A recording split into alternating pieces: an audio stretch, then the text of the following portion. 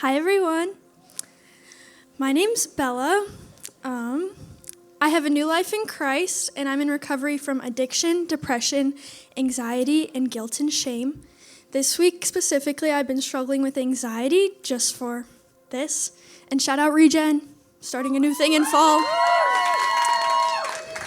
So just a little background. I was not raised in a Christian home.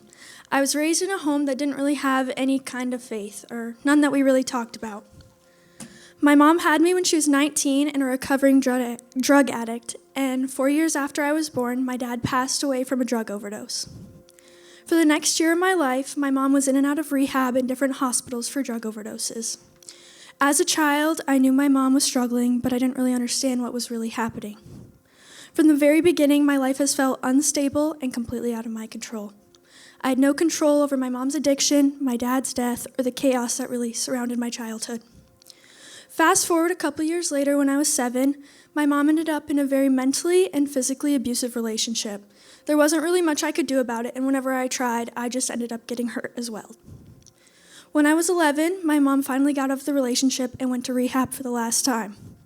Shortly after she got out, I started middle school. Throughout elementary and middle school, I was constantly picked on for being annoying, loud, and energetic. Since so much of my home life felt so out of control, I tried to gain control in other ways. I thought maybe if people liked me or if I could become part of the popular group, then maybe I would find some sense of security. During the summer between 6th and 7th grade, I stayed the weekend at my grandma's house. I loved going there because my uncles, who were around the same age as me, were my favorite people. They were like my brothers. So when they showed me weed for the first time that weekend, I didn't really think twice about it. The torment ended up so bad in 6th grade, I ended up at a different school in 7th. Throughout 7th grade, I was determined to become a completely different person than I was. I was with a whole new group of people that didn't really see me as loud or annoying anymore. So I didn't talk to anyone. That year I had one friend who also happened to introduce me to nicotine. This isolation I felt led me to become depressed and develop severe social anxiety.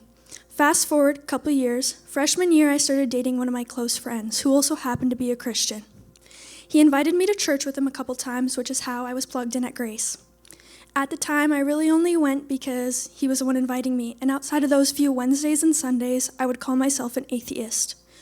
Throughout this time, I was going to my grandma's house around once a month just so I could smoke with my uncles, and then the summer between 9th and 10th, I got my own weed. Then sophomore year started, I was smoking every night and whenever I was alone. Then, in October of that year, things with my boyfriend escalated. We started to have sex. After that, I even started getting high at school and I started vaping consistently. Anytime I was not high, I felt an overwhelming anxiety and extremely depressed, so I just stopped being sober. Smoking and vaping felt like a way to control how I felt. When I was high, the anxiety and the pain seemed to be quieter. But over time, I realized that the things that I thought were giving me control were actually controlling me. Around this same time, my mom and grandma started going to Grace Chaska with my great aunt. I went a couple times with them, but I wasn't really interested in it yet. One time, towards the end of sophomore year, my mom tried to even get me to go to Next on a Wednesday night. I ended up begging her not to go, and I had an anxiety attack because I was terrified no one would like me. Then, summer rolled around, and I was still having sex, getting high consistently, but I also started to go to church on Sundays. Then, junior year started. I even started to read the Bible I got a couple months earlier.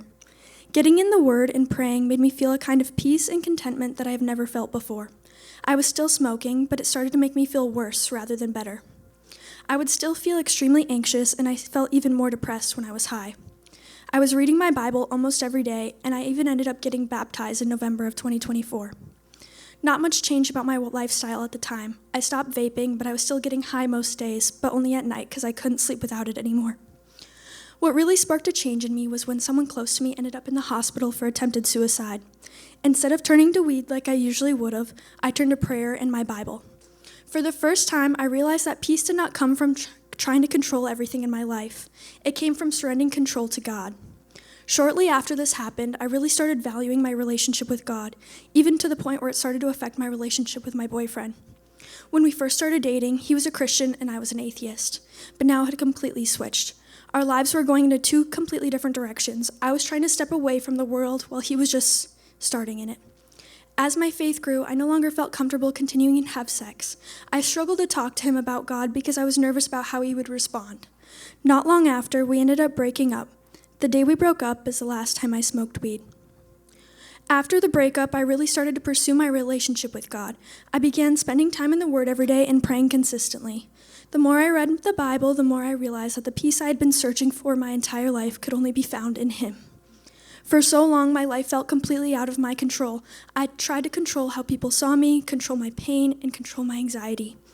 By escaping through weed and nicotine, God has showed me that the real peace does not come from trying to control everything in my life. It comes from surrendering my life to Him. My life no longer revolves around trying to escape my pain or earn people's approval. Now it revolves around knowing Jesus and trusting Him with the things I can't control.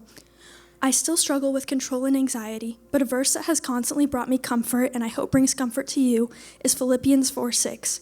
Do not be anxious about anything, but in everything by prayer and supplication with thanksgiving, let your requests be made known to God, and the peace of God, which surpasses all understanding, will guard your hearts and your minds in Christ Jesus. Thank you.